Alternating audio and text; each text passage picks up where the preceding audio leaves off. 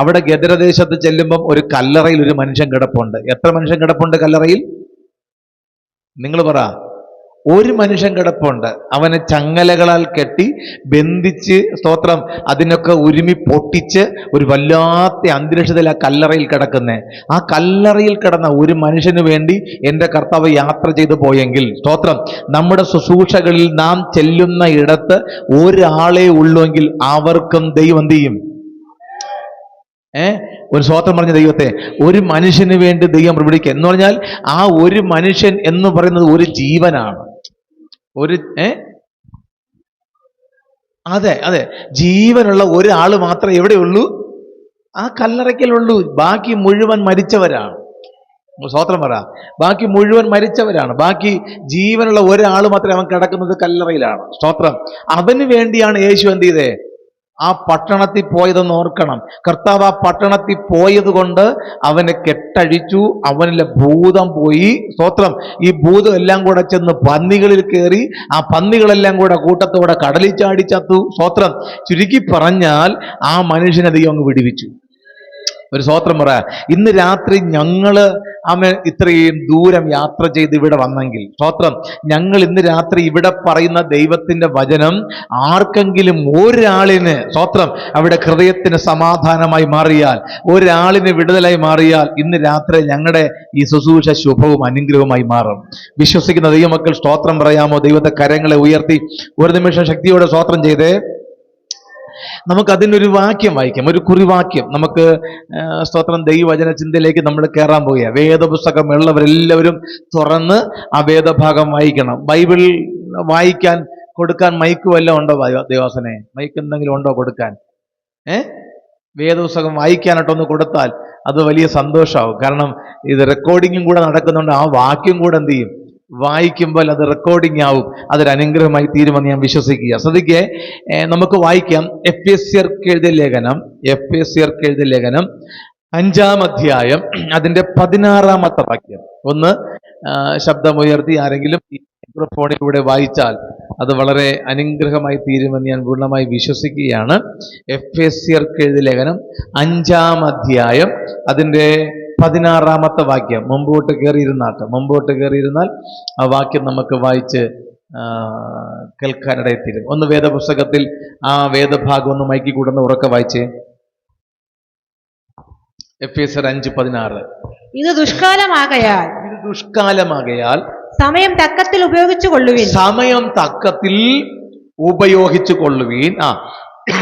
ബുദ്ധിഹീനരാകാതെ കർത്താവിന്റെ ഇഷ്ടം ഇന്നതെന്ന് ഗ്രഹിച്ചുകൊള്ളുവീൻ. ഒന്ന് സ്തോത്രം പറയാമോ?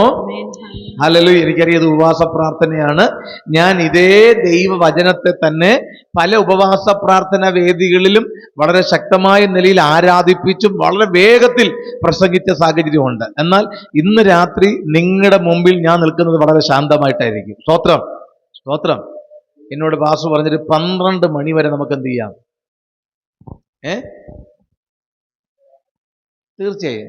ഞാനും വന്നത് കാറിലാണ്. ബസ് കിട്ടിയില്ലെങ്കിലും ഭാരപ്പെടേണ്ട. നിങ്ങളെ ഞാൻ എവിടെ ആക്കണമെങ്കിലും അവിടെ ആക്കിയിട്ട് പോകും. ഒന്ന് സ്തോത്രം ചെയ്ത് ദൈവത്തെ. ഹല്ലേലൂയ. ഓക്കെ. അപ്പൊ എഫെസ്യ ലേഖനം 5-ാം അധ്യായം 16-ാം വാക്യം പറയുന്നു, സമയം തക്കത്തിൽ ഉപയോഗിക്കണം. എല്ലാവരും ഒന്ന് പറഞ്ഞേ, സമയം തക്കത്തിൽ ഉപയോഗിക്കണം. 40 ദിവസം ഇവിടെ പ്രാർത്ഥന നടക്കുക. 40 ദിവസം നമ്മുടെ ഇത് ബെഥേസ്ദയല്ല, ഇത് വിസ്ഡം ഫോർ ഏഷ്യ അല്ലേ? ഈ സ്ഥലത്ത് എന്ത് നടക്കുകയാണ്? പ്രാർത്ഥന നടക്കുകയാണ്. നാവട്ടിക്കോണത്തുള്ള അല്ലെങ്കിൽ ഈ പ്രദേശത്ത് പാലേലിലുള്ള ദേശത്തിലെ പ്രിയപ്പെട്ടവരൊക്കെ ഇന്ന് രാത്രി ശ്രദ്ധിച്ച് കേട്ടോണം. ഈ നടക്കുന്ന പ്രാർത്ഥന ഇനി ഇവിടെ ഉണ്ടാകുമെന്ന് വിചാരിക്കരുത്. സ്തോത്രം. ഇന്ന് 26 ദിവസമായി. ഇനി വിരലിൽ എണ്ണാവുന്ന വളരെ കുറച്ച് ദിവസങ്ങളേ ഉള്ളൂ. നിങ്ങൾക്ക് ലഭിച്ച സമയം തക്കത്തിൽ ഉപയോഗിച്ചോണം. ലഭിച്ച സമയം എന്ത് ചെയ്യണം? തക്കത്തിൽ ഉപയോഗിച്ചോണം. ഈ 26 ദിവസവും കഴിഞ്ഞു പോയി. ഇനി ഈ 26 ദിവസം കിട്ടത്തില്ല. ഒന്ന് സ്തോത്രം പറയാമോ? ഈ 26 ദിവസം ഇനി കിട്ടത്തില്ല. ഇനിയുള്ള ബാക്കി ദിവസങ്ങൾ നിങ്ങൾ അതിനെ പാഴാക്കി കളയരുത്, വൃഥാവായി നഷ്ടമാക്കി കളയരുത്. ഈ സമയം നിങ്ങൾ ഉപയോഗിച്ചാൽ നിങ്ങളെ അനുഗ്രഹിക്കുന്ന ഒരു ദൈവമുണ്ട്. ഒന്ന് സ്വോത്രം പറയാമോ? ദൈവത്തെ കരങ്ങൾ ഉയർത്തി. അപ്പം ഇത് ദുഷ്കാലമാണെന്നാണ് എഫേസ്യ ലേഖനത്തിൽ പറഞ്ഞത്. ദുഷ്കാലമാണ്. നമ്മൾ ഇതുവരെ കാണാത്ത ഒരു കാലഘട്ടത്തിലാണ് ഞാനും നിങ്ങൾ നിൽക്കുന്നത്. സമയങ്ങൾ മാറി, കാലങ്ങൾ മാറി, രൂപങ്ങൾ മാറി, ദേശത്തിന് മാറ്റം വന്നു, അല്ലേ? ദേശത്തിന് മാറ്റം വന്നു. സ്തോത്രം. ഞാൻ നിങ്ങളോട് ഇന്ന് രാത്രി ഒരു കാര്യം ദൈവവചനത്തിന് അനുസരിച്ച് പറയാം. നമ്മൾ പണ്ട് കാണാത്ത പലതും ഇന്ന് കണ്ടു തുടങ്ങിയ. സ്തോത്രം. പണ്ട് നമ്മുടെ ദേശത്തൊക്കെ പുല്ലുമേഞ്ഞ വീടുണ്ടായിരുന്നു. എന്തു മേഞ്ഞ വീട്? പുല്ലുമേഞ്ഞ വീടുണ്ടായിരുന്നു. അല്പം കൂടെ കാലം കഴിഞ്ഞപ്പോഴത്തേക്ക് പുല്ലുമേഞ്ഞ വീട്ടിൽ നിന്ന് ഓലമേഞ്ഞ വീടായി. സ്തോത്രം. ഓലമേഞ്ഞ വീട് മാറി ഓടുമേഞ്ഞ വീടായി. ഓടുമേഞ്ഞ വീട് മാറി ഷീറ്റിട്ട വീടായി. ഷീറ്റിട്ട വീട് മാറി ഇപ്പൊ വാർത്ത കെട്ടിടങ്ങളായി. സ്തോത്രം. അന്ന് ഒരു നില കെട്ടിടങ്ങളായെങ്കിൽ ഇപ്പം എത്ര നിലയാണെന്നൊന്നും പറയാൻ പറ്റത്തില്ല. കെട്ടിടങ്ങൾക്ക് മാറ്റം വന്നു, റോഡുകൾക്ക് മാറ്റം വന്നു, പ്രകൃതിക്ക് മാറ്റം വന്നു, സാഹചര്യങ്ങൾക്ക് മാറ്റം വന്നു, മനുഷ്യന് മാറ്റം വന്നു, വിദ്യാഭ്യാസ മേഖലയിൽ മാറ്റം വന്നു. പക്ഷെ മാറ്റം വരാത്ത ഒന്ന് ഞാൻ പ്രസംഗിക്കുന്ന ദൈവത്തിന്റെ വചനത്തിനാണ്. ദൈവത്തിന്റെ വചനത്തിനൊരു മാറ്റം വന്നിട്ടില്ല. ബാക്കി സകലതിനും മാറ്റം വന്നു. എന്നാൽ ഇന്ന് രാത്രി ഓർത്തോണേ, മാറാത്ത മറ്റൊന്നും കൂടെ ഉണ്ട്. നമ്മുടെ സമയത്തിന് മാറ്റം വന്നിട്ടില്ല. അന്നും 24 മണിക്കൂർ, ഇന്നും 24 മണിക്കൂറേ ഉള്ളൂ. പക്ഷെ അന്ന് നമ്മുടെ പിതാക്കന്മാർക്ക് ദൈവത്തെ ആരാധിക്കുവാനും ദൈവവചനം കേൾക്കുവാനും ദൈവത്തെ വിളിക്കുവാനും അവർക്ക് സമയമുണ്ടായിരുന്നു. ഇന്ന് നമുക്ക് സമയം തികയുന്നില്ല. എന്താ തികയാത്തതിന് കാരണം? നൂറ്റാണ്ടുകൾക്ക് മുമ്പ്, വർഷങ്ങൾക്ക് മുമ്പ് വിശുദ്ധ വേദപുസ്തകത്തിൽ എഴുതി വെച്ചു, ഒരു വല്ലാത്ത കാലം വരാൻ പോകുക, ഒരു ദുഷ്കാലം വരാൻ പോകുക.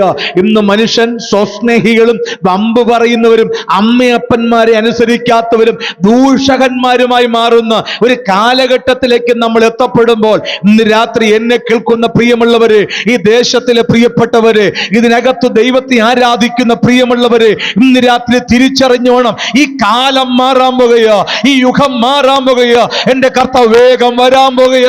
വിശ്വസിക്കുന്ന ദൈവമക്കൾ ആ കരങ്ങളെ തട്ടി ശക്തിയോടെ ആത്മാവിൽ ആരാധിക്കട്ടെ.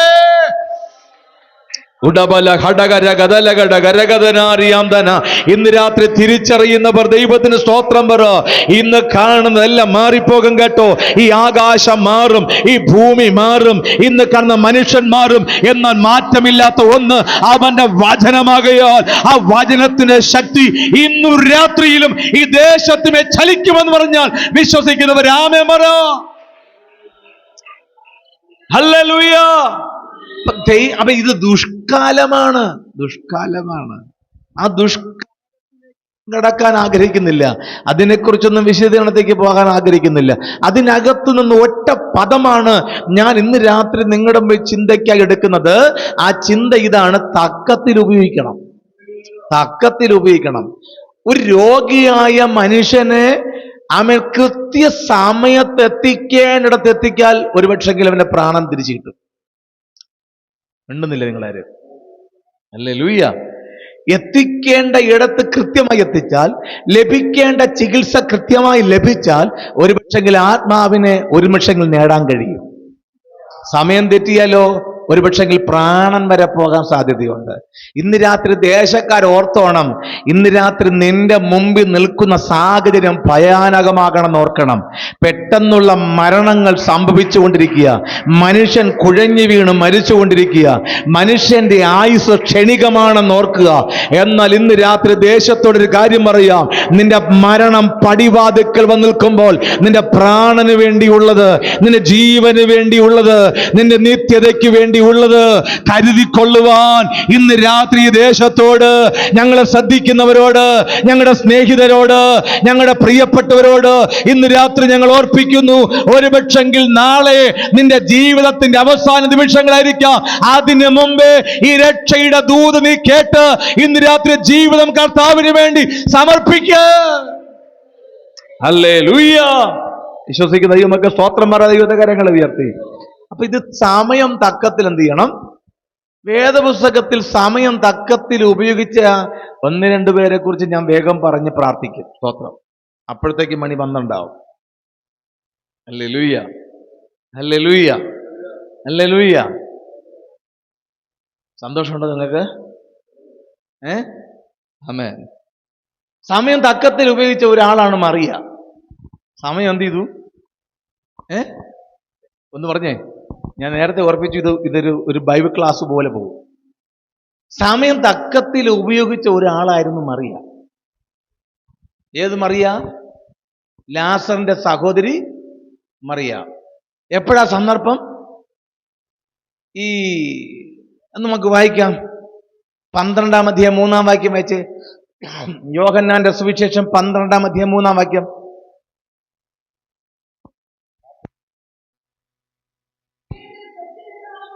ഇങ്ങോട്ടേക്ക്. അപ്പോൾ മറിയ, അതൊരു തക്ക സമയമാണ്.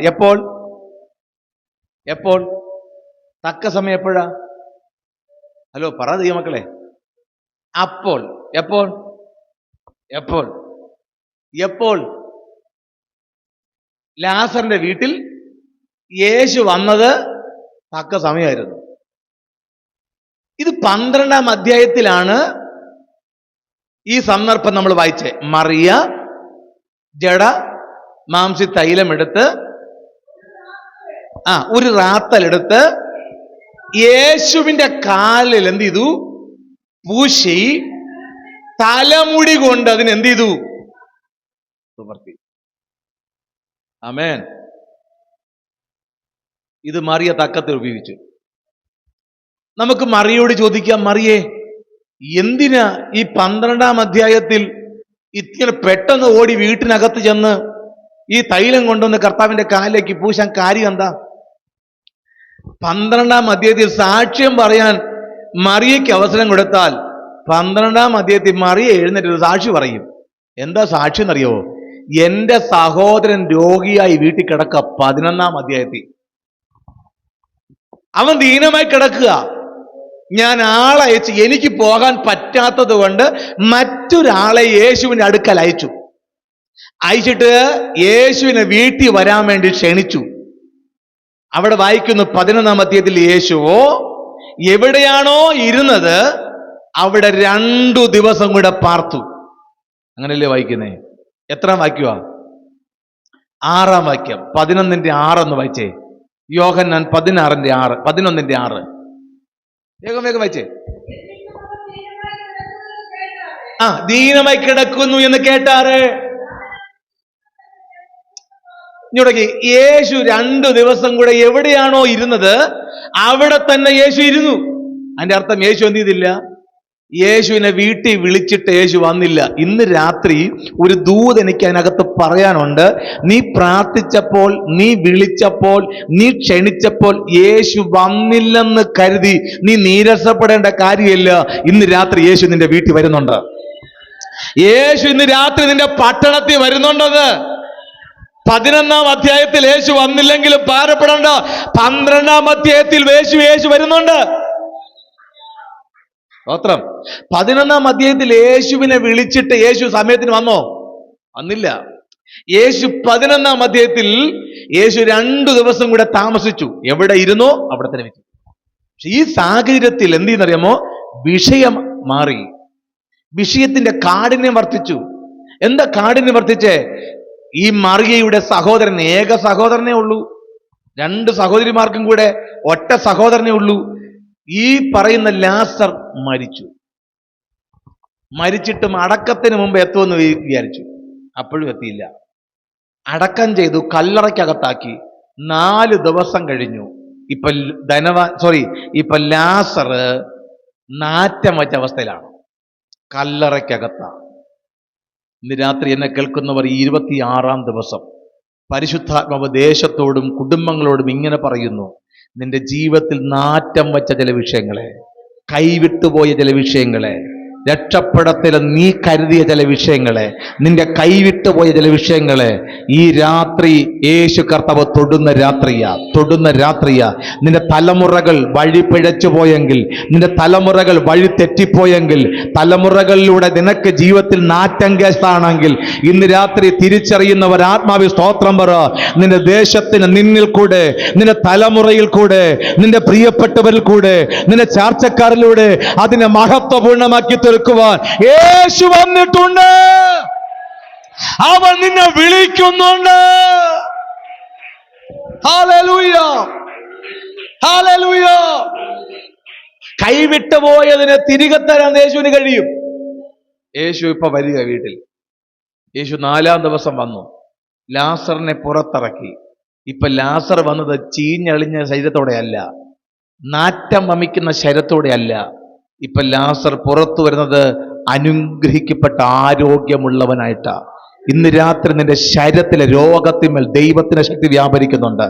നിനക്ക് നല്ല ആരോഗ്യം തരത്തിലെന്ന് പിശാച് വെല്ലുവിളിക്കുന്നെങ്കിൽ, നിന്റെ ആയുസ്സിനെതിരെ പിശാച് വെല്ലുവിളിക്കുന്നെങ്കിൽ, നിന്റെ പ്രാണനെ എടുത്തു കളയുമെന്ന് പിശാച് വാദിക്കുന്നെങ്കിൽ, ഇന്ന് രാത്രി ദേശത്ത് ഏതൊക്കെയോ കുടുംബത്തിനകത്ത് മരണകരമായ ചില രോഗത്തിനകത്ത് പിശാച് കൊണ്ടിട്ട് നിന്റെ പ്രാണനെ തകർത്തു കളയുമെന്ന്, നിന്റെ ശരീരത്തെ രോഗമാക്കുമെന്ന്, നിന്റെ കിടക്കയിൽ ഒതുക്കി കളയുമെന്ന് വെല്ലുവിളിക്കുന്ന ചില മണ്ഡലത്തിൽ നിന്ന് നിന്നെ പുറത്തു കൊണ്ടുവരാൻ, നിന്നെ സൗഖ്യമാക്കാൻ, നിനക്ക് ആരോഗ്യം തരാൻ, നിനക്ക് ബലം തരാൻ, നിനക്ക് ജീവൻ തരാൻ യേശു വന്നിട്ടുണ്ട്. യേശു വന്നിട്ടുണ്ട്. ഇന്ന് രാത്രി നിന്നെ പേര് ചൊല്ലി അവർ ഇന്ന് വിളിക്കുകയോ.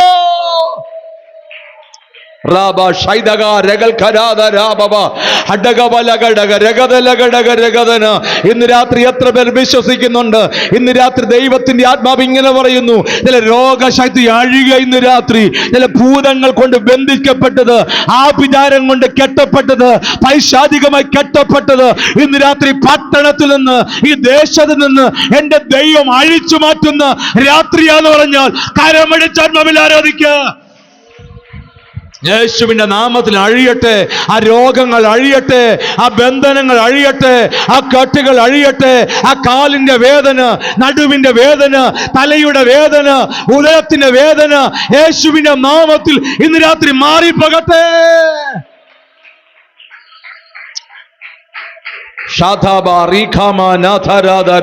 പരിശുദ്ധാത്മാവ് ഇന്ന് രാത്രി ഈ ശബ്ദം ശ്രമിക്കുന്ന ശബ്ദസീമയ്ക്കുള്ളിൽ ആരൊക്കെയോ ഡോക്ടർ എഴുതി കൊടുത്ത ഡോക്ടറിന്റെ റിപ്പോർട്ടുമായിട്ട് ആമേൻ വേദനയോടെ ഇരിക്കുന്ന ചിലത് ഇന്ന് രാത്രി നിങ്ങൾ ശ്രദ്ധിക്കുന്നുണ്ട്. പരിശുദ്ധാത്മാവ് ഇന്ന് രാത്രി ഉറക്കെ പറയുന്നു, ഡോക്ടർ പറഞ്ഞതല്ല നീ വിശ്വസിക്കേണ്ടത്. ദൈവം നിനക്ക് വേണ്ടി മറ്റൊന്ന് ചെയ്യുന്നുണ്ട്. ദൈവം നിനക്ക് വേണ്ടി മറ്റൊരു പരിപാടി ചെയ്യുന്നുണ്ട്. ദൈവത്തിന്റെ പ്ലാനിലേക്ക് ഇന്ന് രാത്രി ഇറങ്ങി വന്നാൽ സ്വർഗ്ഗം നിന്നെ വിടിവിക്കുന്ന രാത്രിയോ. ഹല്ലേലൂയ. കല്ലറയ്ക്കകത്ത് ഒതുക്കി വെച്ച ലാസർ പുറത്തു വന്നത് ആരോഗ്യമുള്ള ശരീരത്തോടെയാണെങ്കിൽ, ഇന്ന് രാത്രി നിന്നെ ഒതുക്കി വെച്ച ചില മണ്ഡലങ്ങളിൽ നിന്ന്, നിന്നെ ബന്ധിച്ചു വെച്ച ചില മേഖലകളിൽ നിന്ന്, നിന്നെ കെട്ടിവെച്ച ചില മേഖലയിൽ നിന്ന്, നിന്നെ ഒതുക്കി കളഞ്ഞ മേഖലയിൽ നിന്ന്, ചില ആഭിചാരം കൊണ്ട്, ചില മന്ത്രവാദം കൊണ്ട്, ചില ക്ഷുദ്രപ്രയോഗം കൊണ്ട് നിന്നെ ഒതുക്കി വെച്ച മണ്ഡലത്തിൽ നിന്ന് ഇന്ന് രാത്രി സ്വർഗത്തിലെ ദൈവം നിന്നെ അഴിച്ചെടുക്കുകയോ, ആ കെട്ടുകളെ പൊട്ടിച്ചു മാറ്റുകയോ, ആ ദൈവശക്തി വ്യാപരിക്കട്ടെ. ഇന്ന് രാത്രി ഈ വചനം പറയുമ്പോൾ 10 കിലോമീറ്റർ ചുറ്റളവിൽ ദൈവശക്തി വ്യാപരിക്കട്ടെ. ഹല്ലേലൂയ. ഈ ഉപവാസ പ്രാർത്ഥന ചുമ്മാതെ വെച്ചതല്ല. ഈ ഉപവാസ പ്രാർത്ഥന ചില കെട്ടഴിക്കുന്ന ഉപവാസമോ, ചില ബന്ധനം അഴിക്കുന്ന ഉപവാസമോ, ചില രോഗത്തെ സൗഖ്യമാക്കുന്ന രാത്രിയോ. വിശ്വസിക്കുന്നവർ ആമേൻ പറ. വിശ്വസിക്കുന്നവർ ആമേൻ പറ. ശക്തിയോടെ കരമടിച്ച് ആത്മാവിൽ ആരാധിക്കട്ടെ.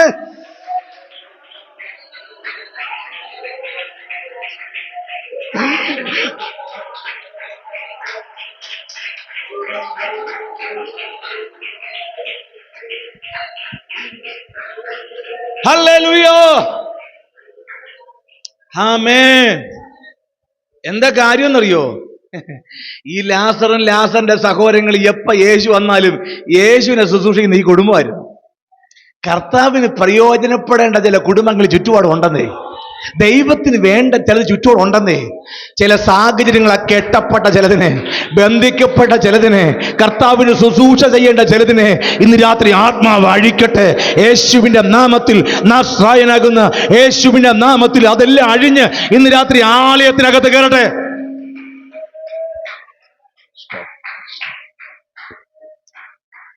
കാത്തു നിൽക്കാതെ സമയം തക്കത്ത് ഉപയോഗിച്ചോണം. സമയം നാളത്തേക്ക് വെക്കരുത്. നാളത്തെ സമയം നമ്മുടേതല്ല. നാളത്തെ ദിവസം നമ്മുടേതല്ല. നിങ്ങൾക്ക് എത്ര അനുഭവം കേൾക്കണമെന്നറിയോ? 48 വയസ്സുകാരൻ, 38 വയസ്സുകാരൻ, 24 വയസ്സുകാരൻ ജോലി സ്ഥലത്ത് കുഴഞ്ഞു വീണ് മരിച്ചെന്ന്. ജിമ്മിൽ പോയി കായികാഭ്യാസം ചെയ്തിട്ട് വീട്ടിൽ വന്നപ്പം കുഴഞ്ഞു വീണ് മരിച്ചെന്ന്. തിരുവനന്തപുരം പട്ടണത്തിൽ ആശുപത്രിക്കകത്തൊരു നേഴ്സ്, സ്തോത്രം, 24 വയസ്സുകാരി, ഡ്യൂട്ടി സമയം ജോലി തുടിക്കുമ്പോൾ തളർച്ച വന്നു, ക്ഷീണം വന്നു, കുഴഞ്ഞു വീണു മരിച്ചുപോയെന്ന്. സ്തോത്രം. ഇന്ന് കാണുന്നവനെ നാളെ കാണാൻ ഇല്ലാത്ത സാഹചര്യത്തിലാണ് നമ്മൾ ജീവിക്കുന്നത്. ഒന്ന് സ്തോത്രം പറയാൻ പറ്റുമോ നിങ്ങൾക്ക്? നമ്മൾ ഇന്ന് രാത്രി ഇവിടെ നിന്ന് പിരിഞ്ഞാൽ നമ്മൾ നാളെ ആരൊക്കെ കാണുന്നു ഒരു ഉറപ്പുമില്ലാത്ത കാലത്താണ് നമ്മൾ ജീവിക്കുന്നത്. ഇന്ന് രാത്രി ഒരു കാര്യം പറയാം, നാളത്തേക്ക് വേണ്ടി ഒന്നും മാറ്റി വെക്കരുത്. ഇന്ന്, ഇപ്പോൾ, ഇത് യഹോവ ഉണ്ടാക്കിയ ദിവസം. ഇന്ന് നാം സന്തോഷിച്ച് ആനന്ദിക്കുക. ഒന്ന് കരം ഉയർത്തി ആ കരങ്ങളെ അഴിച്ച് കർത്താവിന് സ്തോത്രം ചെയ്താട്ട്. ഹല്ലേലൂയ, സ്തോത്രം. അപ്പോ നമുക്ക് മറിയോട് ചോദിക്കാം, മറിയേ, നിന്റെ വീട്ടിൽ യേശു വന്നു, നിന്റെ സഹോദരനെ വിടുവിച്ചു, ഇപ്പൊ 12-ാം അധ്യായത്തിൽ കയറി. 12-ാം അധ്യായത്തിൽ വരുമ്പോൾ നമ്മൾ വായിക്കുന്നത് പെസഹായ്ക്ക് എത്ര ദിവസം മുമ്പേ കർത്താവ് വന്നെന്നാ? 6 ദിവസം മുമ്പേ കർത്താവ് എവിടെ വന്നു? ഞാൻ ആ ഭാഗം വായിച്ചപ്പോൾ എനിക്ക് ഭയങ്കര രസമായിട്ട് തോന്നിയൊരു കാര്യമുണ്ട്. എടാ, ഒരുത്തൻ രോഗിയായി മരിക്കാറായി കിടക്കുക, കർത്താവിനോട് പോയി പറഞ്ഞപ്പം കർത്താവ് 2 ദിവസം കൂടെ താമസിച്ച വന്നെ. അപ്പോഴത്തേക്ക് നാറ്റം വെച്ച് കഴിയല്ലേ, ഏകദേശം അങ്ങ് പരിപാടി ഒത്തു. നമ്മൾ വിളിക്കുമ്പം കർത്താവ് വന്നില്ലെന്ന് കരുതി ഭാരപ്പെടരുത്. പ്രാർത്ഥിച്ച ഉടനെ വിഷയത്തിന് മറുപടി കണ്ടില്ലെന്ന് കരുതി എന്ത് ചെയ്യരുത്? ഭാരപ്പെടരുത്. ദൈവം വൈകിയാലും വരും, വന്ന് അത്ഭുതം ചെയ്യും. ദൈവം ചെയ്യുന്ന കാര്യമെല്ലാം മഹത്വമായിട്ട് ദൈവം ചെയ്യത്തുള്ളൂ. ദൈവത്തിന് മഹത്വം ദൈവം മറ്റൊരുത്തനും എന്ത് ചെയ്യത്തില്ല, വിട്ടുകൊടുക്കത്തില്ല. 40 ദിവസത്തെ ഉപവാസം കഴിഞ്ഞ ഉടനെ കണ്ണിന്റെ മുമ്പിൽ വലിയ അത്ഭുതങ്ങളൊന്നും കാണാൻ പറ്റിയില്ലെങ്കിൽ നിരാശപ്പെട്ടു പോകണ്ട. ഇത് അത്ഭുതങ്ങളെ കാണാൻ കഴിയും. വിശ്വസിക്കുന്ന ദൈവമൊക്കെ സ്തോത്രം പറ. നിരാശപ്പെടുത്താൻ പിശാച് പല പദ്ധതിയുമായിട്ട് വരും. പക്ഷേ ഇതൊന്നും നിരാശപ്പെടാൻ ദൈവം എന്ത് ചെയ്യത്തില്ല, അനുവദിക്കത്തില്ല. വിശ്വസിക്കുന്നവർ മാത്രം ആമേൻ പറഞ്ഞു ദൈവത്തെ.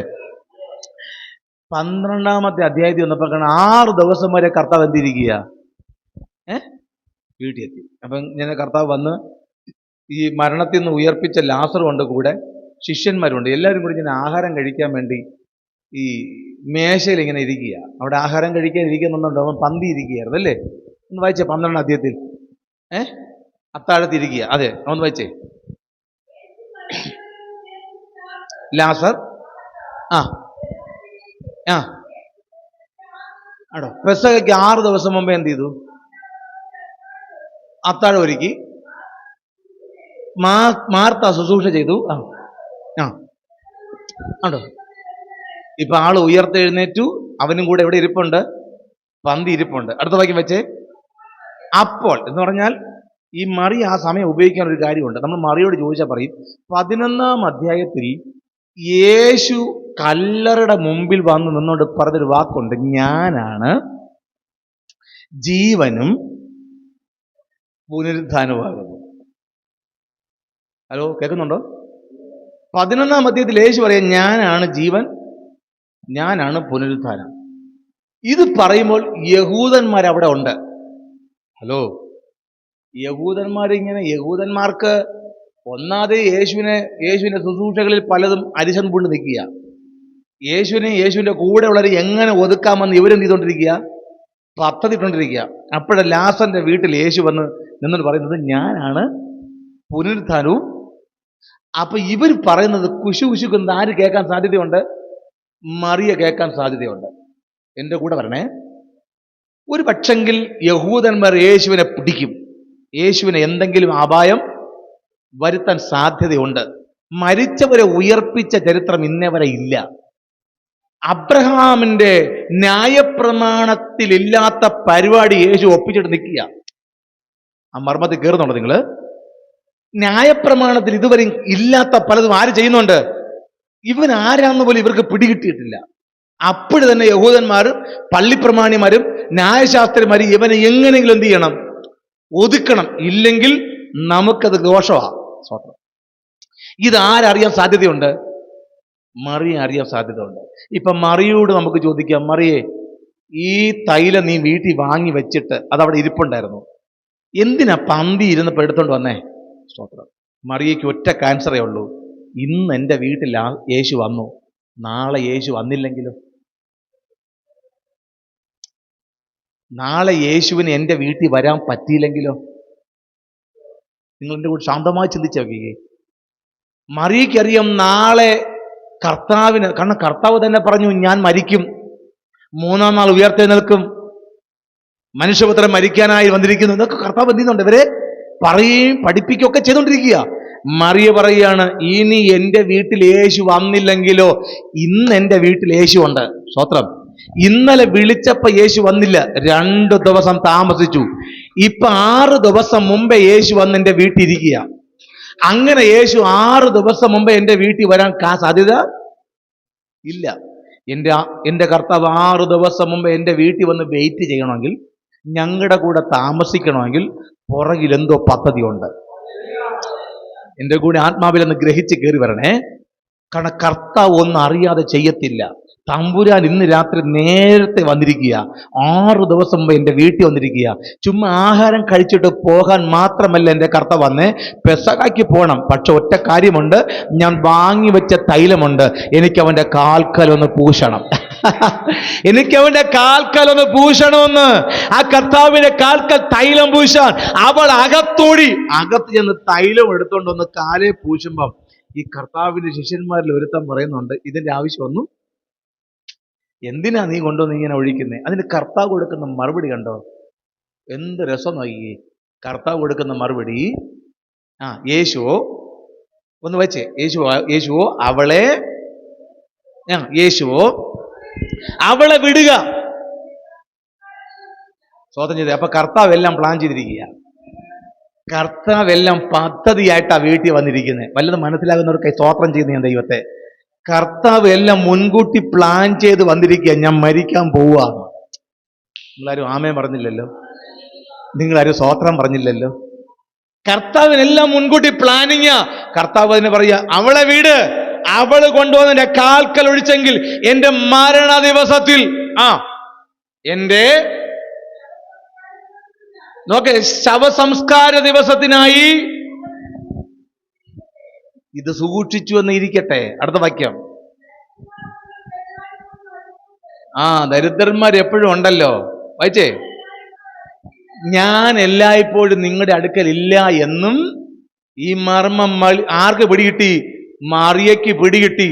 അതുകൊണ്ട് മറിയ യേശു വീട്ടിൽ വന്നപ്പോൾ അവൾ സമയം തക്കത്തി ഉപയോഗിച്ചു. ഇന്ന് രാത്രി എന്നെ കേൾക്കുന്ന പ്രിയമുള്ളവരെ, നമുക്ക് എന്നും ഈ ഉപവാസവും പ്രാർത്ഥനയും കയ്യടിയും ഒന്നും കാണത്തില്ല. ഇതെല്ലാം നഷ്ടപ്പെടുന്ന കാലം വരുന്നുണ്ട്. ഒരു ആരാധനയ്ക്ക് വേണ്ടി ദേശം കൊതിക്കുന്ന കാലം വരുന്നുണ്ട്. ഒരു പ്രസംഗം കേൾക്കാൻ കൊതിക്കുന്ന കാലം വരുന്നുണ്ട്. യേശു എന്നും നിന്റെ വീട്ടിലും നിന്റെ പട്ടണത്തിലും വരത്തില്ല. ഇത് സുപ്രസാദ കാലമാണ്. ഇത് രക്ഷാ ദിവസമാണ്. ഇത് യഹോവ ഉണ്ടാക്കിയ ദിവസമാണ്. ഇന്ന് സന്തോഷിച്ച് ആനന്ദിക്കുക. യേശു നിന്റെ അരികിൽ വന്നിട്ടുണ്ട്. ഈ മറിയ സമയം തക്കത്തിൽ ഉപയോഗിച്ച് കർത്താവിന്റെ കാൽക്കൽ എന്ത് ചെയ്തു? പറ. തൈലം കൃത്യമായിട്ട് ആ സമയം അവൾ ഉപയോഗിച്ചു. നമ്മളോ? നമ്മുടെ ജീവിതത്തിൽ ദൈവം തരുന്ന സമയം കൃത്യമായിട്ട് ഉപയോഗിക്കുന്നുണ്ടോ? ആ സമയം പ്രയോജനപ്പെടുത്തുന്നുണ്ടോ നമ്മളോ? നമുക്ക് പല സമയങ്ങളും വേണ്ടതുപോലെ ദൈവകാര്യത്തിന് പ്രയോജനപ്പെടുത്താൻ കഴിയാതെ കൈവിട്ടുപോയി എത്രയോ സന്ദർഭമില്ലേ? മൊബൈലിൽ കളിച്ചും ഫേസ്ബുക്കിൽ കയറിയും മറ്റ് പല കാര്യങ്ങൾക്കകത്ത് ഇടപെട്ടും നമ്മൾ സമയങ്ങളെ പലതും പാഴാക്കി കളയുന്നില്ലേ? ഇന്ന് രാത്രി നമുക്ക് പറയാം, ദൈവമേ, എൻ്റെ ആയുഷ്കാലം മുഴുവൻ നിന്നെ പ്രസാദിപ്പിക്കേണ്ടതിന് എന്നെ തന്നെ ഞാൻ സമർപ്പിക്കുക. ആമേൻ. മറിയ സമയം തക്കത്തിൽ എന്ത് ചെയ്തു? ഇനി വേറെ കുറച്ച് മറിയന്മാരുണ്ട്. ഈ മറിയന്മാർക്ക് സമയം തക്കത്തിൽ ഉപയോഗിക്കാൻ പറ്റാത്തത് കൊണ്ട് അബദ്ധം പറ്റിപ്പോയി. അതുകൊണ്ട് വേദത്തിൽ സമയം എന്ത് ചെയ്തില്ല? തക്കത്തിൽ ഉപയോഗിച്ചില്ല. അത് ഏത് മറിയന്മാരെന്നറിയോ? ഒന്ന് വായിച്ചേ. മാർക്കോസിന്റെ സുവിശേഷത്തിലേക്ക് വരാം. മാർക്കോസിന്റെ സുവിശേഷത്തിലേക്ക് വന്നിട്ട്, ലൂക്കോസിന്റെ സുവിശേഷത്തിൽ വന്നിട്ട്, മാർക്കോസ് അല്ല, ലൂക്കോസിന്റെ സുവിശേഷം 16-ാം അധ്യായം അതിന്റെ 1 മുതലുള്ള വാക്യം വായിച്ചേ.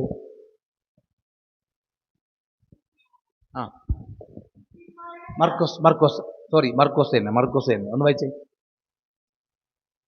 മാർക്കോസിന്റെ ലേഖനം, സുവിശേഷം 16-ാം അധ്യായം അതിന്റെ 1 മുതൽ താഴോട്ടുള്ള വാക്യം. അതന്നെ. എത്ര അധ്യായം? 16-ാം അധ്യായം അല്ലേ? ശബത്ത് കഴിഞ്ഞ ശേഷം ശ്രദ്ധിച്ചേക്കണേ. മറിയ മറന്ന് വായിച്ചോണേ. മഗ്ദലക്കാരത്തി മറിയ, യാക്കോബിന്റെ അമ്മ മറിയ, ശലോമയും ഇങ്ങോട്ടേക്ക് അവനെ പൂശേണ്ടതിന് സുഗന്ധവർഗം വാങ്ങി. അടുത്ത വാക്യം. ആഴ്ചവട്ടത്തിന്റെ 1-ാം ദിവസം അതികാലത്ത് സൂര്യൻ ഉദിച്ചപ്പോൾ ആ എവിടെ ചെന്നു? കല്ലറയ്ക്കൽ ചെന്നു. വായിച്ചേ. ആ ഈ സഹോദരിമാര് പറഞ്ഞുകൊണ്ട് പോകുന്ന കേട്ടോ. 3 സഹോദരിമാരാണ്. ആരൊക്കെന്നറിയാമോ? ഒന്ന് മഗ്ദലക്കാരത്തി മറിയ, യാക്കോബിന്റെ അമ്മ മറിയ, ശലോമ. ഈ 3 സഹോദരിമാരും കൂടെ എന്തോ മേടിച്ചോണ്ട് പോവുക അവര്. ഈ സഹോദരിമാരുടെ കയ്യിൽ എന്തിരിപ്പുണ്ട്? സുഗന്ധവർഗം ഇരിപ്പുണ്ട്. ഇവരെങ്ങോട്ടാ കൊണ്ടുപോകുന്നത് സിസ്റ്ററെ? കല്ലറയ്ക്കൽ. എന്തിനാ കല്ലറയ്ക്കൽ കൊണ്ടുപോകുന്നത്? യേശുവിന്റെ ശരീരത്തിൽ എന്ത് ചെയ്യാനാ? പൂശാൻ വേണ്ടിയാ കൊണ്ടുപോകുന്നത്. ഇവർ പോകുന്ന വഴിക്ക് പറയുകയാണ്, നമ്മൾ പോകുമ്പോൾ കല്ലറ അടച്ചിരിക്കുമല്ലോ, കല്ല് വെച്ച് അടച്ചിരിക്കുകയാണല്ലോ, കല്ല് മാറ്റാതെ അകത്ത് കയറാൻ പറ്റത്തില്ലല്ലോ, നമുക്ക് വേണ്ടി കല്ല് ആരെടുത്ത്? ഇത് പറഞ്ഞുകൊണ്ടാണ് പോകുന്നത്. അവിടെ ചെന്നപ്പോഴത്തേക്ക് കല്ല് ഉരുട്ടി കളഞ്ഞിരിക്കുന്നതും കല്ലറ തുറന്നു കിടക്കുന്നതും അവർ കണ്ടു. ഹലോ, നമ്മുടെ നാടൻ ഭാഷയിൽ പറഞ്ഞാൽ വൈദ്യം കൽപ്പിച്ചതും പാല്, രോഗി ഇച്ഛിച്ചതും. ചെന്നപ്പോഴത്തേക്ക് കല്ലൊക്കെ എന്ത് ചെയ്തിരിക്കുന്നു? തടസ്സമെല്ലാം മാറിക്കിടക്കുക. ഇവർ നേരെ എങ്ങോട്ട് കയറി? കല്ലറയ്ക്ക് അകത്ത് കയറി. കല്ലറയ്ക്ക് അകത്ത് കയറിയപ്പോൾ അവിടെ ഒരു ബാല്യക്കാരൻ ഇരിപ്പുണ്ട്. ഈ ബാല്യക്കാരൻ ആരോട് സംസാരിക്കുന്ന ഒരു സംസാരമുണ്ട്. നിങ്ങൾ ആരെയാണ് അന്വേഷിക്കുന്നു എന്ന് ഞാൻ അറിയുന്നു. അല്ലേ? അങ്ങനല്ലേ വയ്ക്കുന്നേ? ഒന്ന് വായിച്ചേ സിസ്റ്ററെ. ഭ്രമിക്കണ്ട. കണ്ടോ? നസ്രയനായ യേശുവിനെ നിങ്ങൾ എന്ത് ചെയ്യുന്നു? അന്വേഷിക്കുന്നു. അവൻ ഉയർത്തെഴുന്നേറ്റു, അവൻ ഇവിടെ ഇല്ല. ഹലോ, പാലേലിക്കാർ ഇന്ന് രാത്രി ശരിക്ക് കേട്ടോണം. നിനക്ക് ദൈവം തരുന്ന സമയങ്ങളും അവസരങ്ങളും പാഴാക്കിയാൽ, പിന്നെ തൈലം പൂശാൻ പോയാൽ അവൻ അവിടെ കാണത്തില്ല. നിങ്ങൾക്ക് പിടികിട്ടിയില്ല? ഇതിനകത്തിരിക്കുന്നവർക്ക് പിടികിട്ടിയോ? ഇതുപോലെ ഇന്നത്തെ ക്രിസ്ത്യാനികൾ കിട്ടിയ അവസരങ്ങളെ മുഴുവൻ എന്ത് ചെയ്യും? പാഴാക്കി കളയും. പാഴാക്കി കളഞ്ഞിട്ട് ICUയിൽ കിടക്കുമ്പോഴോ മരണത്തിന് മുമ്പിൽ കിടക്കുമ്പോഴോ കടഭാരം വന്ന് വീട് ജപ്തി ചെയ്യുമ്പോഴോ ഒരു വലിയ വിഷയം വരുമ്പം തൈലം വാങ്ങിച്ചുകൊണ്ട് വരിക പൂശാൻ. ഞാൻ ഇന്ന് രാത്രി എൻ്റെ പ്രസംഗം നിർത്തുക. പ്രശ്നം വരുമ്പം തൈലം വാങ്ങിച്ച് പൂശാൻ നടക്കുന്ന പൂശുകാർ ഒത്തിരി പേർ പാലയിലുണ്ട്. കാട്ടാക്കടയിലുണ്ട്, നമ്മുടെ ചുറ്റുപാടുമുണ്ട്. ജീവിതത്തിൽ പ്രാർത്ഥിക്കാൻ അവസരം കൊടുത്തപ്പോ പ്രാർത്ഥിച്ചില്ല. ബൈബിള് വായിക്കാൻ സമയം കൊടുത്തപ്പോ ബൈബിള് വായന വേണ്ട, പ്രസംഗം കേൾക്കണ്ട, ആരാധിക്കണ്ട, പ്രാർത്ഥിക്കണ്ട, ദൈവത്തെ വിളിക്കേണ്ട സമയം ദൈവത്തെ വിളിക്കണ്ട. തോന്നിയതുപോലെ നടന്നിട്ട് കട്ടകാലത്ത് പൂശാൻ നടന്നാൽ അവനെ പൂശാൻ പറ്റത്തില്ല. ശരിയല്ലേ? ശരിയല്ലേ? ഇവര് തൈലക്കൊമ്പം മേടിച്ചോണ്ട് പൂശാൻ വന്നതാ. പൂശാൻ വന്നപ്പം ബാല്യക്കാരൻ പറയാ, പൂശാൻ പറ്റത്തില്ല, അവൻ ഇവിടെ ഇല്ല, അവൻ ഉയർത്തെഴുന്നേറ്റു. മറിയ തക്ക സമയത്ത് അവനെ പൂശി. അതുകൊണ്ട് ഇന്ന് രാത്രി ഞാൻ നിങ്ങളോട് പറയാം, ദൈവത്തെ വിളിക്കാൻ പറ്റുന്ന സമയം വിളിച്ചോണം ഉറക്കെ.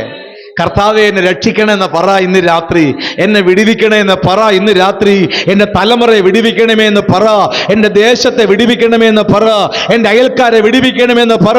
ഇന്ന് രാത്രി ദൈവം നിനക്ക് വിളിക്കാൻ അവസരം തരുമ്പോൾ അവസരങ്ങളെ പാഴാക്കി കളയരുത്, അവസരങ്ങളെ നഷ്ടമാക്കി കളയരുത്.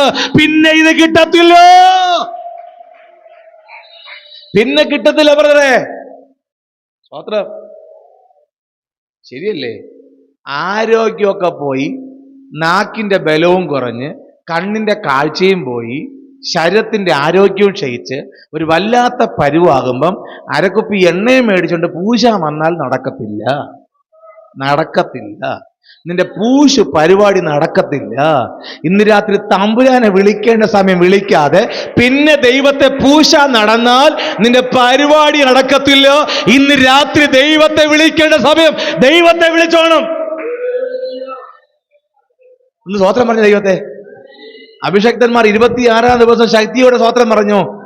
ഇന്ന് രാത്രി അങ്ങനെയുള്ള ചിലതിനെ തേടിയാ ഈ ഉപവാസം വച്ചിരിക്കുന്നേ. ഇന്ന് രാത്രി എപ്പോഴെങ്കിലും തമ്പുരാനെ പൂശാൻ നടക്കരുത്.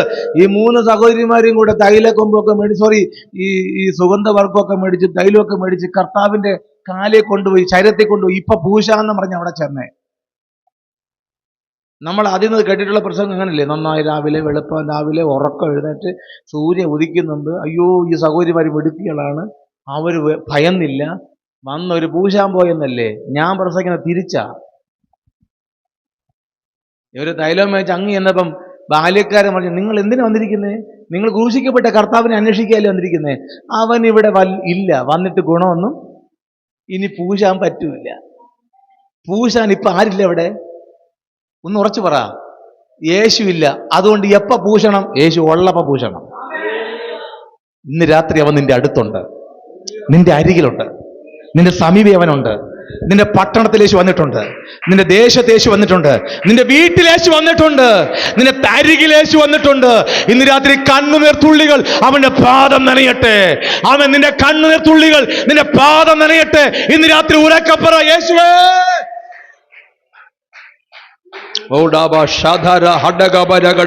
ഒരു ദൈവ സാന്നിധ്യം ഇന്ന് രാത്രി ഞാൻ അനുഭവിക്കുന്നുണ്ട്. ഒരു ദൈവ സാന്നിധ്യം അനുഭവിക്കുന്നുണ്ട്. ഇന്ന് രാത്രി നഷ്ടബോധങ്ങൾ ഇന്ന് രാത്രി കണ്ണിലോടെ പറ, അപ്പാ എന്റെ അവസരങ്ങൾ ഞാൻ പാഴാക്കി കർത്താവേ. ദൈവത്തെ വിളിക്കേണ്ട സമയം മറന്നുപോയി കർത്താവേ. ഇന്ന് രാത്രി നഷ്ടപ്പെടുത്തി കർത്താവേ. ഇന്ന് രാത്രി എന്നെ തിരികെ പിടിക്കണമേ. ഇന്ന് രാത്രി തിരികെ പിടിക്കണമേ. ഈ 26ാമത്തെ രാത്രി എന്നെ തന്നെ സമർപ്പിക്കുന്നതാ.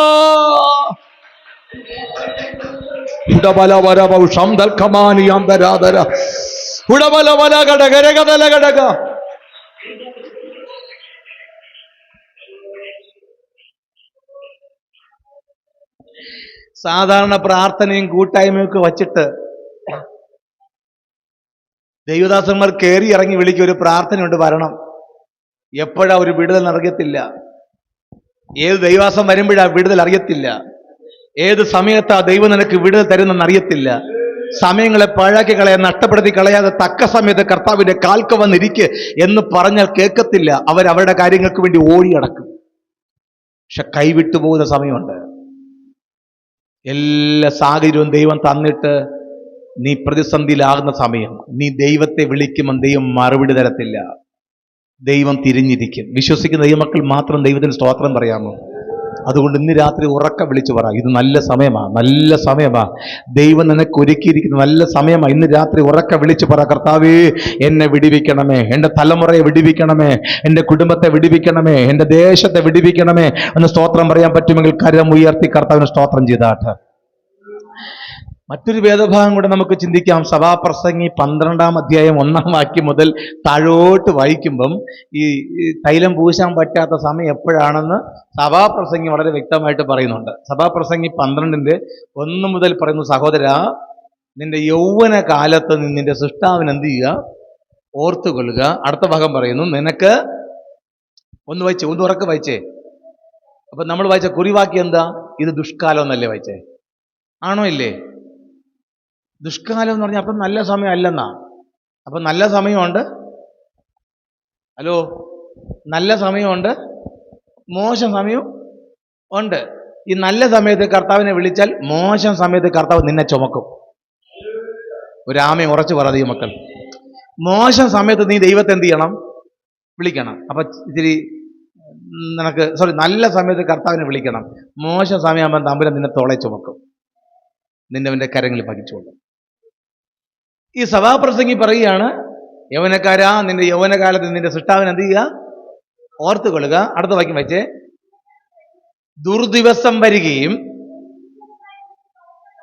എനിക്ക് ഇഷ്ടമില്ല, ഞാൻ ജീവിച്ചു മടുത്തു. ഹലോ, ഞാൻ ജീവിച്ചു മടുത്തെന്ന്, എനിക്കിനി ജീവിക്കണ്ട എന്ന് പറയുന്ന കാലം വരുമെന്നാണ് പറഞ്ഞിരിക്കുന്നത്. അടുത്ത ഭാഗം വെച്ചേ, അടുത്ത വാക്യം. ഇരുണ്ടു പോകുകയും ചെയ്യും മുമ്പേ തന്നെ അന്ന് വീട്ടുകാവൽക്കാരെന്ത് ചെയ്യും? വിറയ്ക്കും. അടുത്ത്, ബലവാന്മാർ, എത്ര ബലമുള്ളവനും ഒരു ദിവസം കുനിയുന്ന കാലം വരും. ബലവാന്മാർ കുനിയും. അയച്ചേ, വായിലെ പല്ലെല്ലാം പോകുമെന്ന്, അരയ്ക്കുന്നവർ ചുരുക്കമാവും. അടുത്ത വാക്യം, ഇന്ന് കോങ്കണ്ണിട്ട് നോക്കുന്നവരൊക്കെ, ഏറ് കണ്ണി കൂടെ നോക്കുന്നവരൊക്കെ അയ്യോ കണ്ണിന്റെ കാഴ്ചയൊക്കെ പോകുമെന്ന്. അടുത്ത വാക്യം. തെരുവിലെ കടകൾ എന്ത് ചെയ്യും? അടയും. അടുത്ത വാക്യം. അരയ്ക്കുന്ന ശബ്ദം എന്ത് ചെയ്യും? ഇപ്പൊ നമ്മളൊക്കെ വല്ലതും കഴിച്ചു കഴിഞ്ഞാൽ നാട്ടുകാരും വീട്ടുകാരും എല്ലാം കേൾക്കും. പക്ഷെ പല്ലൊക്കെ പോയി അമ്മച്ചിമാരെ കഴിച്ചാൽ ആരും പുറത്തധികത്തില്ല, കേൾക്കത്തില്ല. അടുത്ത വാക്യം വെച്ച് വായിച്ചോ. അമ്മച്ചിമാർ പ്രായം ചെന്ന് കഴിയുമ്പം കൊച്ചു പക്ഷി കരഞ്ഞാൽ മതി, ഉറക്കത്തിൽ ചാടി എഴുന്നേക്കും, ഉറക്കം പോവും. അടുത്ത വാക്യം. അയ്യോ ഇപ്പൊ പാടാൻ പറ്റുമെങ്കിൽ പാടിക്കോണം, പിന്നെ പാടാൻ പറ്റത്തില്ല. പാട്ടുകാരത്തികളൊക്കെ എന്ത് ചെയ്യും? വായിച്ചോ. പാട്ടുകാരത്തികളൊക്കെ ഇപ്പൊ പാടാൻ പറയുമ്പോ അയ്യോ വേണ്ട പറ്റത്തില്ലെന്ന് പറയരുത്, പാടാൻ കൊതിക്കുന്ന കാലം വരും. അടുത്ത വാക്യം വെച്ചോ. അന്നവർ കയറ്റത്തെ എന്ത് ചെയ്യും? പേടിക്കും. ഇപ്പൊ വല്ല ആരോഗ്യമുള്ള സമയത്ത് നടക്കുകയോ കയറി ഇറങ്ങിയൊക്കെ ചെയ്തോണം, ഇതൊന്നും പറ്റാത്ത കാലം വരും. അടുത്ത വാക്യം വെച്ചേ. ആമേൻ. സ്തോത്രം പറഞ്ഞേ. സ്തോത്രം പറ. ഭീതി ഉള്ളതായിട്ട് തോന്നും. അടുത്ത വാക്യം. തലമുടിയൊക്കെ നരയ്ക്കുവന്ന്. ബദാം വർഷം എന്ത് ചെയ്യും? പൂക്കും. അടുത്ത വാക്യം. അടുത്ത വാക്യം. ഒരു മരുന്നും നിനക്ക് എന്ത് ചെയ്യത്തില്ല, ഒരു മരുന്നും നിനക്ക് ഫലിക്കാതെ വരും. അപ്പോൾ അടുത്ത വാക്യം. മനുഷ്യൻ എങ്ങോട്ട് പോകും? ശാശ്വത ഭവനത്തിലേക്ക് പോകും. അതിന്റെ അർത്ഥം ഇപ്പൊ പാർക്കുന്ന വീട് ശാശ്വതമല്ല. നമുക്കൊരു വീട് ശാശ്വതമായിട്ടുണ്ട്. അക്കരെയാണ് എൻ്റെ അവിടെ എനിക്കൊരുക്കുന്ന ഭവനമുണ്ട്. ചെന്ന് പാടാമോ? അക്കരെയാണ് എൻ്റെ ശാശ്വത നാട്, അവിടെ എനിക്കൊരുക്കുന്ന ഭവനമുണ്ട്. അക്കരയ്ക്കു യാത്ര ചെയ്യും സിയോൻ സഞ്ചാരി, ഓളങ്ങൾ കണ്ടു നീ പ്രത്യാശയോടെ. അക്കരയ്ക്കു യാത്ര ചെയ്യും സിയോൻ സഞ്ചാരി, ഓളങ്ങൾ കണ്ടു നീ ഭയപ്പെടേണ്ട. ആമേ കാറ്റിനെയും കടലിനെയും നിയന്ത്രിപ്പാൻ കഴിവുള്ള പടകിലുണ്ട്. ആമേ കാറ്റിനെയും കടലിനെയും നിയന്ത്രിപ്പാൻ കഴിവുള്ള പടകിലുണ്ട്. അക്കരയ്ക്കു യാത്ര ചെയ്യും. ചേർന്ന് പഠിക്കേ, ശക്തിയോടെ കരമടിച്ച്. ഭയപ്പെടേണ്ട, അക്കരയ്ക്കു യാത്ര ചെയ്യും. ആമേനോളങ്ങൾ എൻ്റെ ദേശം അവിടെയല്ല, ആമേൻ ഇവിടെ ഞാൻ പാരദേശം. പ്രത്യാശയുള്ളവർ ശക്തിയോടെ കരമടിച്ച്. ആമേൻ. പാരദേശവാസിയാണല്ലോ, ആമേൻ. അക്കരെയാണ് എൻ്റെ ശാശ്വത നാട്, അക്കരെയാണ് എൻ്റെ ശാശ്വത നാട്. അവിടെ എനിക്കൊരുക്കുന്ന ഭവനമുണ്ട്. ആമേൻ. ഒരുക്കുന്ന ഭവനമുണ്ട്. ആമേ. കുഞ്ഞാടതീ വിളക്കാണേ, ആമേൻ. ഇരുളൊരു ലേശവും അവിടെ ഇല്ല. ആമേ. ചേർന്ന് പഠിക്കെല്ലാവരും. വിളക്കാണേ, അവിടൊരു ലേശവും ഇല്ല. തരുമെനിക്ക് കിരീടമൊന്ന്, തരുമെനിക്ക് കിരീടമൊന്ന്. ധരിപ്പിക്കും അവൻ എന്നെ ഉത്സവവസ്ത്രം. ആമേൻ. ധരിപ്പിക്കും അവൻ എന്നെ ഉത്സവവസ്ത്രം.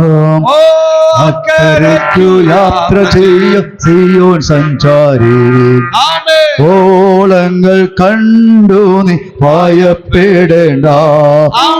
അക്കരയ്ക്കു യാത്ര ചെയ്യും സിയോൻ സഞ്ചാരി, ഓളങ്ങൾ കണ്ടു നീ ഭയപ്പെടേണ്ട.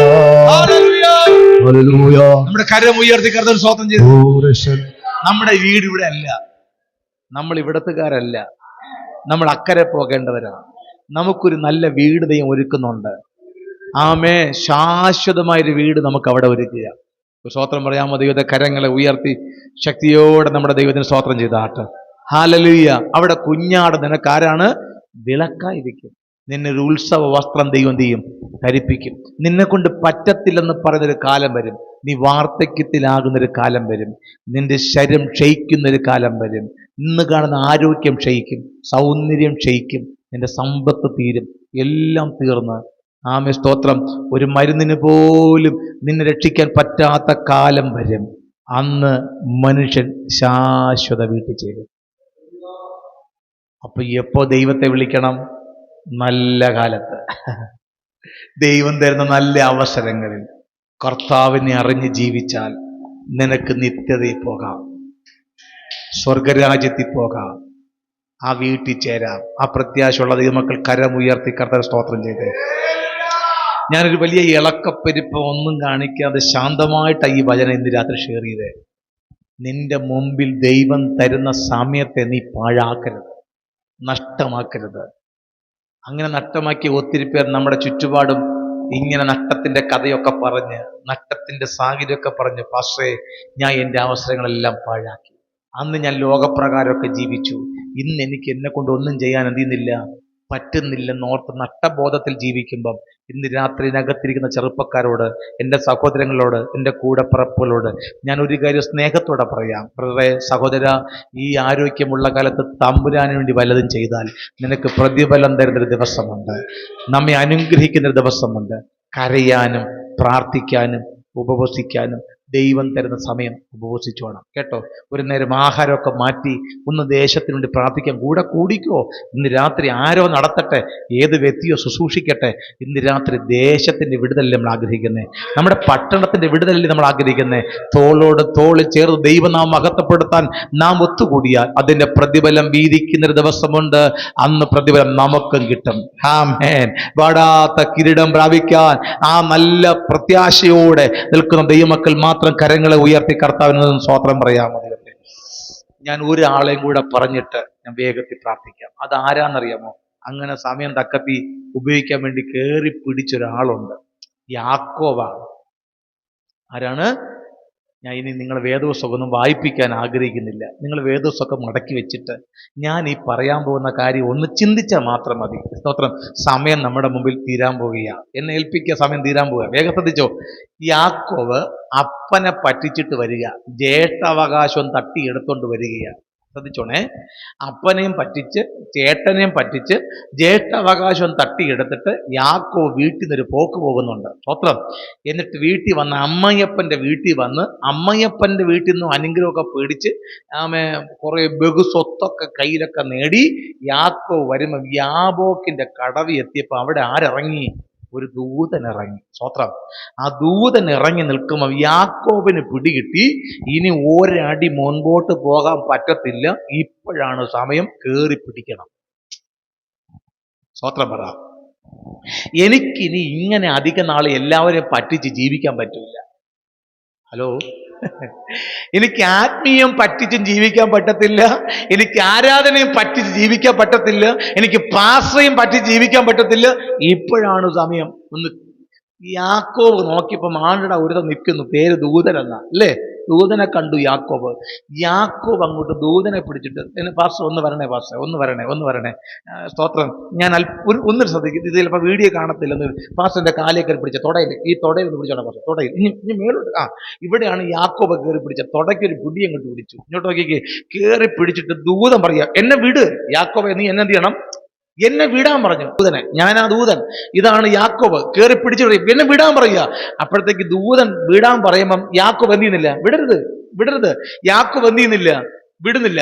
യാക്കോബ് പറയാ, ഞാൻ വിടാം, എന്നെ അനുഗ്രഹിച്ചിട്ടല്ലാതെ ഇവിടെ കയറിപ്പോകാൻ പറ്റത്തില്ല. നിങ്ങൾ എൻ്റെ കൂടെ വരുന്നുണ്ടോ? എന്നെ അനുഗ്രഹിച്ചല്ലാതെ നിനക്ക് ഇവിടെ നിന്ന് കയറിപ്പോവാൻ പറ്റത്തില്ല. വീണ്ടും യാക്കോബ് കയറി അള്ളിക്കൂട്ടി പിടിച്ചിട്ട് പറഞ്ഞു, എന്നെ വിട്. ദൂതൻ പറയാ, എന്നെ വിട് യാക്കോബേ, നിന്നെ ഞാൻ അനുഗ്രഹിക്കത്തില്ല. കാരണം നീ ആള് ശരിയല്ല. നീ അപ്പനെയും പറ്റിച്ച് ചേട്ടനെയും പറ്റിച്ച് നാട്ടുകാരെ മുഴുവൻ പറ്റിച്ച് ഇവിടെ വന്ന് കിടക്കുക. സ്വത്രം. അപ്പൊ യാക്കോബ് പറയാ, ഞാൻ പറ്റിച്ചതൊക്കെ ശരിയാണ്, പക്ഷെ എനിക്ക് ഇവിടെ വെച്ച് അനുഗ്രഹം കിട്ടിയേ പറ്റത്തുള്ളൂ. എനിക്ക് ഇവിടെ വെച്ച് അനുഗ്രഹം കിട്ടിയേ ഞാൻ നിന്നെ വിടത്തില്ല. അപ്പൊ ദൂതൻ പറയുകയാണ്, എടാ നേരം വെളുത്ത് എനിക്ക് കേറിപ്പോ സമയമായി. അല്ല, എന്നെ കൂടെ വരുന്നുണ്ടോ? സമയം പോയി, എനിക്ക് ഇവിടെ നിന്ന് കേറിപ്പോയാ പറ്റത്തുള്ളൂ. അപ്പൊ യാക്കോബ് പറയാ, നേരം വെളുത്തോ, ഇതൊന്നും എനിക്ക് വിഷയമല്ല, എന്നെ അനുഗ്രഹിക്കാതെ വിടത്തില്ല ഞാൻ നിന്നെ. എന്നെ അനുഗ്രഹിക്കാതെ നിന്നെ എന്ത് ചെയ്യത്തില്ല. ഒന്ന് സ്വതന്ത്രം പറയാമോ? ദൈവത്തെ കരങ്ങൾ ഉയർത്തി. ഇന്ന് രാത്രി ഇങ്ങനെ കയറി പിടിക്കാൻ എത്ര പേർക്ക് പറ്റും? 26-ാം ദിവസം ദൂതൻ ഇവിടെ ഇറങ്ങി നിൽക്കുകന്നേ. ദൂതൻ ഇവിടെ ഇറങ്ങി നിൽക്കുക. കഴിഞ്ഞ 25 ദിവസം നീ കാണാത്തൊരു ദൂതൻ ഇതിനകത്ത് ഇറങ്ങി നിൽക്കുക. നിനക്ക് കയറി പിടിക്കാൻ പറ്റുമെങ്കിൽ പിടിച്ചിട്ട് പറ, എന്നെ അനുഗ്രഹിക്കാതെ ഞാൻ നിന്നെ വിടത്തില്ല, എന്നെ അനുഗ്രഹിച്ചല്ലാതെ ഞാൻ നിന്നെ വിടത്തില്ല. ഇന്ന് രാത്രി നീ എത്ര പാപിയാണെങ്കിലും, എത്ര കൊള്ളാത്ത വ്യക്തിയാണെങ്കിലും, എത്ര മോശം വ്യക്തിയാണെങ്കിലും, ഇന്ന് രാത്രി ദൂതനെ കയറി പിടിച്ചാൽ അവൻ അനുഗ്രഹിച്ചിരിക്കും. വിശ്വസിക്കുന്നവർ ആമേൻ പറ. കരം ഉയർത്തി ശക്തിയോടെ സ്തോത്രം ചെയ്തേ. ഹല്ലേലൂയ. ഈ സംഭാഷണത്തിനകത്ത് എനിക്ക് പിടികിട്ടൊരു കാര്യം പറയാം. യാക്കോബ് പറയുന്നുണ്ട്, എന്നെ അപ്പനെയും പറ്റിച്ച് എല്ലാം പറ്റിച്ച് ഞാൻ വന്നെങ്കിലും ദൂതനെ എനിക്ക് കാര്യം പിടികിട്ടി. ഞാൻ ഇന്നലെ വരെ നേടിയതല്ല, എനിക്ക് ഇന്നൊരു പുതിയ അനുഗ്രഹം വേണം, എനിക്കൊരു പുതിയ അഭിഷേകം വേണം, എനിക്കൊരു പുതിയ കൃപ എനിക്ക് വേണം. ഞാൻ ഇന്നലെ വരെ നേടിയതോ ഇന്നലെ വരെ പ്രാപിച്ചതോ അല്ല, എനിക്കിന്ന് രാത്രി പുതിയൊരു അഭിഷേകം, പുതിയൊരു അഭിഷേകം, പുതിയൊരു അഭിഷേകം. ഈ 26-ാം രാത്രി എനിക്ക് പുതിയതൊന്ന് വേണം, പുതിയതൊന്ന് വേണം. ഹല്ലേലൂയ. പുതിയതൊന്ന് വേണം. ആമേൻ, ആമേൻ. എനിക്ക് പുതിയതൊന്ന് വേണമെന്ന്, പുതിയൊരു അനോയിന്റിങ് വേണമെന്ന്, പുതിയൊരു അഭിഷേകം വേണമെന്ന്, പുതിയ ദർശനം വേണമെന്ന്, പുതിയ കാഴ്ചപ്പാട് വേണമെന്ന്, പുതിയ കൃപ വേണമെന്ന്. ഇന്ന് രാത്രി ദൂതനെ കയറി പിടിച്ചോ. ഇന്ന് രാത്രി അവതിന്റെ അരികെ നിൽക്കുക. അപ്പോ അനുഗ്രഹിച്ചല്ലാതെ ഞാൻ കയറി പോകത്തില്ല.